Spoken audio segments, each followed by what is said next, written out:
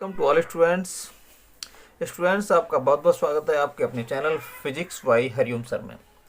तो आज हम जिस कंसेप्ट की बात कर रहे हैं, जो पढ़ने वाले हैं, वो पढ़ेंगे हम रोटेशन मोशन अर्थात घूर्णन गति। और घूर्णन गति में हम आज बहुत ही अच्छी कंसेप्ट पढ़ने वाले हैं और कंसेप्ट को हम एक स्टोरी के माध्यम से समझने का प्रयास करेंगे। तो वीडियो को लास्ट तक देखिए, चैनल को सब्सक्राइब कर लीजिए और वीडियो को शेयर कीजिए, चैनल को लाइक कीजिए और प्रेस कीजिए बेल आइकन। तो स्टूडेंट्स वीडियो को शुरू करते हैं। तो स्टूडेंट्स इस कंसेप्ट में हम पढ़ने वाले हैं दृढ़ पिंड, रिगिड बॉडी क्या है, बल आघूर्ण जिसे इंग्लिश में टॉर्क्यू कहते हैं और इसका इंग्लिश दूसरा नाम भी है मोमेंट ऑफ फोर्स। तीसरा पॉइंट हमारा बल युग्म, कपल क्या है, और चौथा है जड़त्व आघूर्ण मोमेंट ऑफ इनर्शिया। और इसके बाद में इसकी थ्योरी कुछ थ्योरम है उन्हें हम पढ़ेंगे और उसके बाद कुछ डेरिवेशन करेंगे और उसके बाद करेंगे न्यूमेरिकल। तो स्टूडेंट्स स्टोरी हम एक स्टोरी आपको बता रहे हैं। स्टोरी है महाराणा प्रताप।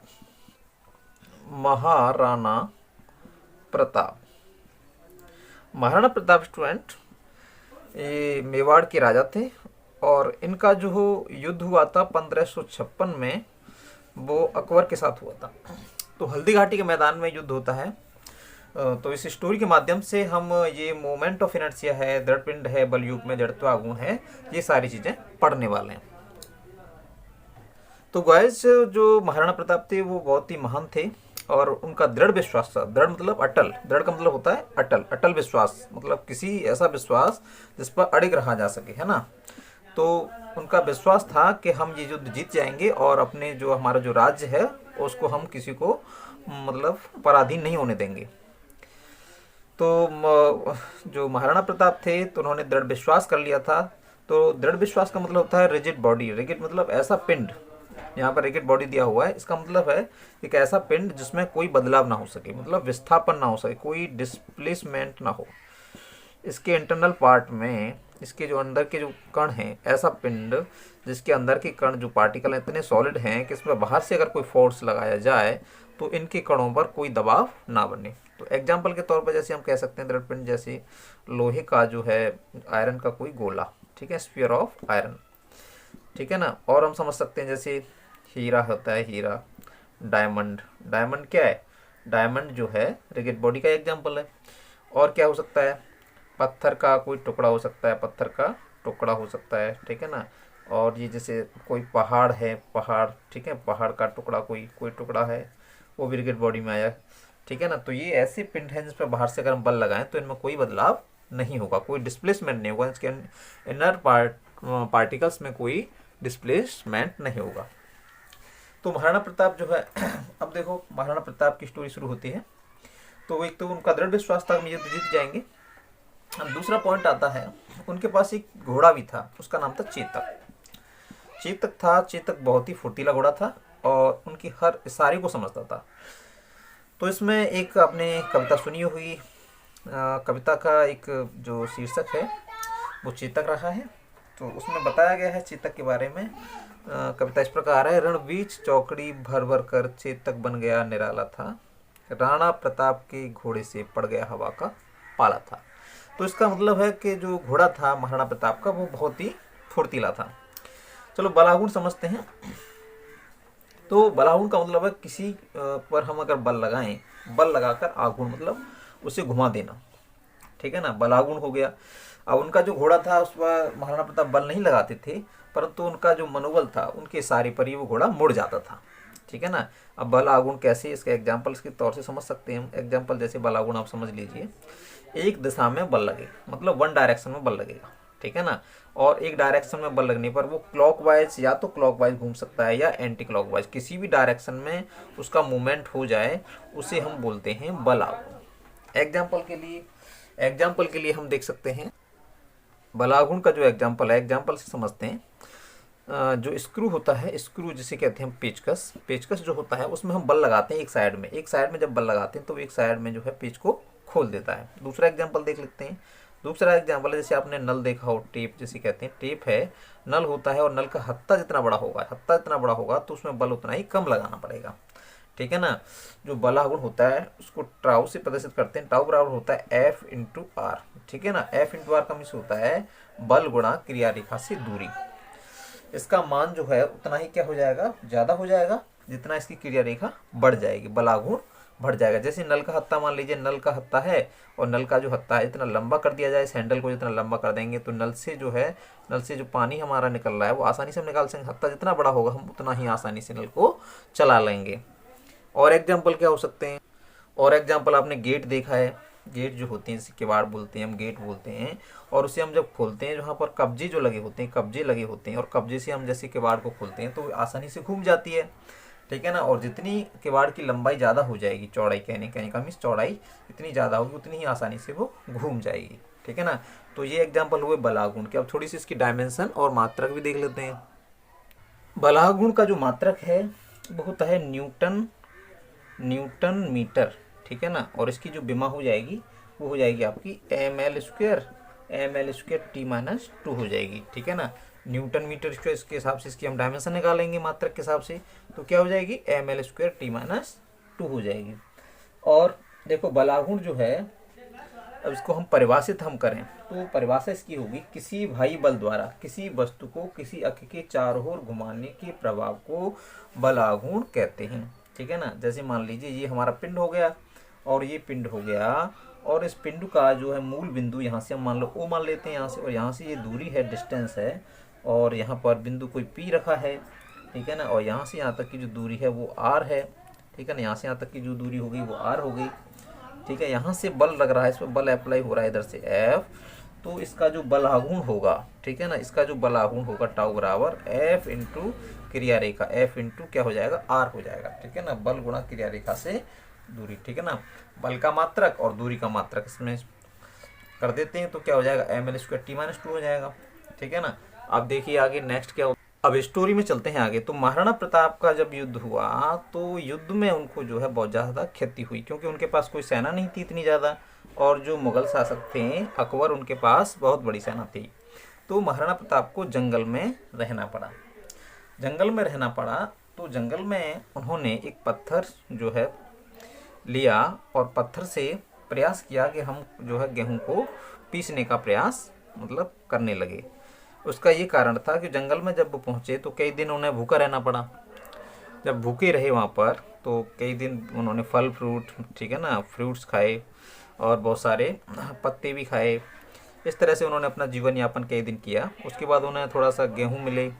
अब गेहूँ को पीसने के लिए उन्हें थोड़ी सी लगा कि हम उनकी रोटियाँ बना सकें, तो उन्होंने एक पिंड लिया जिसे मैंने दृढ़ पिंड नाम दिया था। एक पत्थर का बड़ा टुकड़ा लिया और उस टुकड़े को एक जैसे हाथ वाली चक्की आपने देखी होगी तो चक्की का रूप दे दिया, ठीक है ना। चक्की बना दी उसकी पार्ट में, ठीक है ना। तो उसको हम चक्की की जो एग्जाम्पल है वो किसका है, बल है, उनका एग्जाम्पल होता है। हत्ती वाली चक्की इस तरह से बल लगता है, ठीक है। तो बल हागुण दो टाइप्स का होता है, टू टाइप्स ऑफ क्या होता है, मूवमेंट ऑफ फोर्स, टॉर्क होता है। एक तो होता है पॉजिटिव, ठीक है, पॉजिटिव होता है, और एक होता है नेगेटिव। तो नेगेटिव और पॉजिटिव में अंतर समझ लीजिए क्या है, नेगेटिव क्या है और पॉजिटिव क्या है। तो नेगेटिव जो है बलागुण जो होता है नेगेटिव होता है और पॉजिटिव होता है, उसमें क्या अंतर है उसे हम समझ लेते हैं। जो एंटी क्लॉकवाइज है, एंटी क्लॉकवाइज, ठीक है ना, एंटी क्लॉकवाइज जो होता है वो तो होता है पॉजिटिव, ठीक है। और क्लॉकवाइज जो होता है, हम क्लॉकवाइज इसको मैं जैसे घड़ी की दिशा में, ठीक है ना, जैसे हम कहें घड़ी की दिशा में दक्षिणावर्त कहें, और ये हो जाएगा वामावर्त। दक्षिणावर्त हम घुमाएं किसी वस्तु को इस तरह से, जैसे मान लो इस तरह से हम घुमा रहे हैं क्लॉकवाइज, तो यहाँ पर जो टॉर्क्यू का मान आएगा वो क्या आएगा, नेगेटिव आएगा। तो दो प्रकार का होता है। तो जब महाराणा प्रताप चक्की को चला रहे थे महाराणा प्रताप, तो उन्होंने चक्की से पीसा आटा और आटा से बनाई रोटियां। तो जंगल में रहना फ्रेंड्स बहुत मतलब मुश्किल होता है स्टूडेंट्स। तो जंगल में उन्होंने रोटियां बनाई, और रोटियां जब बनाई उन्होंने तो रोटियों को क्या ले गया, बिलाव ले गया, जंगली बिलाव ले गया, और महाराणा प्रताप को भूखा रहना पड़ा। बड़ी दिक्कत आई। तो महाराणा प्रताप ने भी मतलब इस कड़ी संघर्ष में, इस दुख भरी घड़ी में भी उन्होंने खुशियां ढूंढी, और उन्होंने कहा ये बहुत अच्छा हुआ कि बिल्ली जो है हमारी रोटियों को ले गई, और जो है उसने अपनी भूख शांत कर ली, अब हम नया कुछ काम करेंगे। अब क्या होता है, महाराणा प्रताप जो हैं उनके साथ उनकी वाइफ भी थी। तो वे जो दोनों मिलके जो है, जो चक्की थी, बहुत बड़ी चक्की उन्होंने बनाई थी, दृढ़ पिंड से बनाई थी, वो काफ़ी बड़ा पत्थर था। महाराणा प्रताप को चलाने में बहुत दिक्कत होती थी। तो उन्होंने जो चक्की का पार्ट था, तो बहुत बड़ा पार्ट था ये। इस तरह से उन्हें इसके चारों तरफ चक्कर लगाते थे घूम के। महाराणा प्रताप यहाँ सत्ते को पकड़ लेते थे और इस तरह से घूमते थे, तब चक्की चलती थी। इसमें यहाँ पर अनाज डालते थे। अब महाराणा प्रताप ने इसमें डबल हत्थे लगा दिए, एक हत्था यहाँ लगा दिया, ठीक है। अब क्या होता है, इधर तो महाराणा प्रताप और यहाँ उनकी जो थी रानी, यहाँ रानी जो थी वो जो है पकड़ के इस तरह से इसे घुमाने लगी। मतलब ऐसा बल जो विपरीत दिशा में लगे। देखो इसकी डायरेक्शन इधर हो जाएगी, इस फोर्स की डायरेक्शन इधर हो गई, ठीक है। इसकी डायरेक्शन किधर है, क्लॉकवाइज है, तो ये कैसा फोर्स हो गया, नेगेटिव हो गया। और ये फोर्स है पॉजिटिव हो गया, ठीक है ना, ये फोर्स पॉजिटिव हो गया। तो जो क्लॉकवाइज है, ठीक है, जो क्लॉकवाइज फोर्स होता है वो कैसा रहता है, जो क्लॉकवाइज होता है वो ऋणात्मक होता है, ठीक है। क्लॉकवाइज इधर से हो जाएगा, ठीक है। और जो एंटी क्लॉकवाइज होता है वो ऋणात्मक फोर्स होता है, ठीक है ना। तो इस तरह से जो विपरीत डायरेक्शन में जो फोर्स हैं, ये फोर्स हुआ F1 मान लेते हैं, इसे F2 मान लेते हैं, ठीक है। विपरीत दिशा में दो संतुलित बल इस तरह से बल काम करें, उन्हें हम बोलते हैं बल युग्म, कपल बोला जाता है। और एग्जाम्पल से समझ लेते हैं। तो महाराणा प्रताप के समय में साइकिल नहीं थी, पर साइकिल का एग्जाम्पल हम इसको समझने के लिए लेते हैं। देखो साइकिल का जो गियर होता है, gear of cycle, CYCLE, cycle का जो गियर होता है, गियर में जो पैडल लगे होते हैं, वो एग्जाम्पल है बल युग्म में, विपरीत बल लगते हैं, आपने देखा ही है। दूसरा एग्जाम्पल लेते हैं, आपने देखा होगा रिंच जो होती है, रिंच, ठीक है ना, जैसे हम कहते हैं रिंच, आपने देखी हो, रिंच जो होती है जो मिस्त्री रखते हैं और टायरों को खोलने के लिए, ठीक है ना, यूज करते हैं, टायरों को खोलने के लिए यूज करते हैं। तो वो एग्जाम्पल बल युग्म का हो गया। किसका एग्जाम्पल हो गया, बल युग्म का एग्जाम्पल हो गया। विपरीत बल लगते हैं, रिंच होती है, ठीक है ना, वो इस टाइप की रिंच होती है, उस पर बल लगाते हैं वो, ठीक है ना। देखो इस तरह से रिंच होती है, इस तरह से घुमावदार, तो एक बल तो इधर से लगता है, एक बल इधर से घुमाते हैं, इस तरह से घुमाया जाता है, इसे इस तरह से रोटेट किया जाता है। तो विपरीत दिशा में दो बल लगे तो उसे हम क्या बोलते हैं, बल युग्म कहते हैं, ठीक है ना। वो बल युग्म हो जाएगा, क्या हो जाएगा, बल युग्म हो जाएगा। अब इसका जो है मात्रक है वही होता है, ठीक है ना, सेम होता है बल आघूर्ण का, और बल युग्म का जो है मात्रक बल आघूर्ण क्या था, टॉर्क्यू और कपल का जो मात्रक है सेम होता है। तो इसका जो विमा होगी, डायमेंशन विमा जो होगी वो भी सेम हो जाएगी। विमा क्या हो जाएगी, ml²t-2 हो जाएगी, ठीक है ना। और मात्रक क्या हो जाएगा, यूनिट क्या हो जाएगा, इसका जो यूनिट होगा वो क्या होगा, न्यूटन मीटर, ठीक है ना, न्यूटन मीटर हो जाएगा। तो ये एक नंबर में पूछ लेता है, ठीक है ना। इस तरह से हम इसे समझा सकते हैं। चलो आगे पढ़ते। आगे हमारा जड़त्वागुण, मोमेंट ऑफ इनर्शिया। तो मोमेंट ऑफ इनर्शिया क्या है, जब कोई पिंड होता है, इसको समझ लीजिए। अब महाराणा प्रताप क्या करते हैं, महाराणा प्रताप जो है वहाँ अपने जो रहने का स्थान बनाते हैं, तो बहुत सारे पिंड होते हैं, तो उन्हें उठा कर वो एक जगह से दूसरी जगह ट्रांसफ़र कर देते हैं। तो कोई पिंड होता है और उससे जो उसकी क्रिया रेखा है, जिससे घूर्णन रेडियस भी कहें, ठीक है ना, क्रिया रेखा से जो दूरियां हैं द्रव्यमानों की, यहाँ M1 द्रव्यमान है या M2 द्रव्यमान, ये बहुत सारे द्रव्यमानों से इसकी R1 त्रिज्या हो गई, यहाँ ये द्रव्यमान दूसरा रखा है, इसकी R2 हो गई, ठीक है ना। यहाँ कोई द्रव्यमान रखा है तो ये M3 मान ली, तो इसकी त्रिज्या R3 हो गई, और ये M3 द्रव्यमान, ऐसे बहुत सारे द्रव्यमान हो सकते हैं। और ये इसको हम क्या मान लेते हैं, घूर्णन रेखा मान लें। तो ये बहुत सारे द्रव्यमानों का संयोग होता है, इसे रिप्रेजेंट किया जाता है जड़त्वागुण को, मोमेंट ऑफ इनर्शिया। देखो इसमें न्यूटन का नियम काम करता है। पहला नियम, जड़त्व का मतलब होता है कोई वस्तु जिसमें कोई भी गति ना हो, स्थिर रखी हो। प्रत्येक वस्तु जो होती है वो जड़त्व में ही होती है, इनर्शिया में होती है, ठीक है ना। और इनर्शिया में अगर मूवमेंट होने लगे, आघूर्ण होने लगे, तो उसे बोलते हैं मोमेंट ऑफ इनर्शिया। अब देखो ये बहुत सारे द्रव्यमान हैं, तो इसको जो जड़त्वाघूर्ण का जो बेसिक फॉर्मूला होता है वो ये होता है, ठीक है ना। आई बराबर हम इसमें निकालें तो ये हो जाएगा m1 और r1, इसका गुणनफल होता है, मतलब जड़त्वाघूर्ण द्रव्यमान और क्रिया रेखा के गुणनफल के बराबर होता है, multiplication of mass and its radius, ठीक है ना। प्लस क्या हो जाएगा m2 r2 हो जाएगा प्लस m3 r3 हो जाएगा। ऐसे ही इसमें बहुत सारे द्रव्यमान हैं, m n तक है तो m n, ठीक है, आर एन हो जाएगा इस तरह से। तो आई बराबर क्या हो जाएगा, अगर इसका योग करें तो योग के लिए ऐड के लिए सिग्मा चिन्ह लगा लेते हैं, सिग्मा एम आर स्क्वायर, ये फॉर्मूला बन जाएगा। ये किसका फॉर्मूला है, इसको हम बेसिकली ऐसे लिख सकते हैं, कैपिटल में एम और ये आर स्क्वायर, ठीक, कैपिटल आर मान लें तो एम आर स्क्वायर ऐसे लिख सकते हैं, आई बराबर एम आर स्क्वायर। ये बेसिक इसका फॉर्मूला होता है जड़त्व आघूर्ण का, ठीक है ना। तो इसको हम परिभाषित कहें तो इसको इस तरह से कर सकते हैं, जड़त्व आघूर्ण क्या है, वस्तु के किसी कण का जड़त्व आघूर्ण वस्तु के कण के द्रव्यमान एवं घूर्णन अक्ष, ये घूर्णन अक्ष हो गया, घूर्णन अक्ष, ठीक है, घूर्णन अक्ष को बोलते हैं हम, घूर्णन अक्ष को हम बोलें, ठीक है ना, तो इसको रोटेशन एक्सिस बोला जाएगा, रोटेशन एक्सिस बोला जाएगा, रोटेशन एक्सिस, ठीक है ना। तो ये इसका बेसिक फॉर्मूला हो गया। अब इसकी मात्रक, इसका डायमेंशन, यूनिट, इसका यूनिट और डायमेंशन अगर डायमेंशन निकालें तो ये होता है आई बराबर एम आर स्क्वायर, ठीक है। तो क्या हो जाएगा, इससे हम निकालें तो मात्रक क्या हो जाएगा, इसका मात्रक हो जाएगा न्यूटन मीटर स्क्वायर, ठीक है।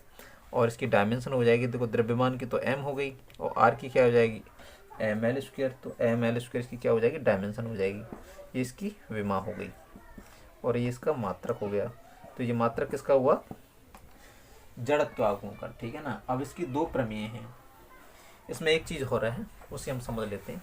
एक होती है, ये कई बार क्वेश्चन पूछा गया है, घूर्णन या परिभ्रमण त्रिज्या, घूर्णन या परिभ्रमण त्रिज्या, ठीक है। इंग्लिश में भी देख लेते हैं, इंग्लिश में देखना बहुत जरूरी है क्योंकि इंग्लिश में जो है क्वेश्चंस आपको आना चाहिए, रेडियस ऑफ जायरेशन, ठीक है ना, ये क्या होती है इसे समझ लेते हैं। परिभ्रमण जो त्रिज्या होती है, देखो अगर ये अक्ष है इसको हम ए बी अक्ष मान लें और यहाँ से कोई दृढ़ पिंड यहाँ पर है, दृढ़ पिंड है जहाँ इसका द्रव्यमान एम है, ये सेंटर पॉइंट ओ हो गया, यहाँ से इसकी दूरी जो के है, ठीक है ना, तो आई बराबर हो जाती है एम के स्क्वायर, ठीक है ना। और यहाँ से के का मान निकालें तो आई बटी क्या हो जाएगा, एम हो जाएगा और उसका क्या लग जाएगा, रूट लग जाएगा। तो घूर्णन परिभ्रमण त्रिज्या को रिप्रेजेंट किया जाता है के से, किसी करते हैं इसको, अगर इसका सिंबल इसका निकालें तो सिंबल क्या हो जाएगा, के हो जाएगा, के बराबर आई अप बटे एम, ठीक है ना, आई बटे एम हो जाएगा, मोमेंट ऑफ इनर्शिया बटे द्रव्यमान।